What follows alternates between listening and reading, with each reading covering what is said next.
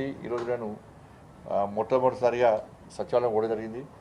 ఇప్పుడు డూములు కూర్చోకుండా ఏం చేస్తారన్నా 9 అంతస్తుల బిల్డింగ్కు 3 అంతస్తులు డూమ్లే కట్టిపోయాడు. 3 అంతస్తులు డూమ్లే. దానిలో సరే అప్పుడు కేసీఆర్ మంచిగా జల్సాగా బతుకుతాడు కాబట్టి పెద్ద రూమ్ కట్టుకున్నాడు. కానీ దానిలో పనిచేసేటువంటి ఐఏఎస్ ఆఫీసర్లు ఉంటారు, వాళ్ళ రూమ్ చూడండి. దానిలో పనిచేసే సిబ్బందులు కూర్చోడానికే ప్లేస్ లేదు, పొట్టు తిట్టుకుంటారు వాళ్ళు.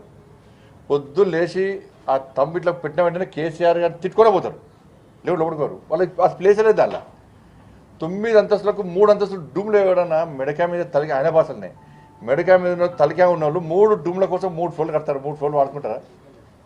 దాన్ని కూర్చోకుండా ఏం చేస్తారు? పక్క కూర్చోరు, బరాబరు కూర్చేస్తారు. దాన్ని మా ప్రభుత్వం వచ్చి వెంటనే పక్క కూర్చేస్తారు. దాన్ని ఏ విధంగా చేయాలో ఆ విధంగా చేస్తాం. ప్రజలందరూ హర్షించే విధంగా చేస్తాం. డూమ్లో మాత్రం పక్క కూర్చేస్తాం బరాబర్. దాన్ని ఆ మాట కట్టుబడి ఉన్నాం మేము.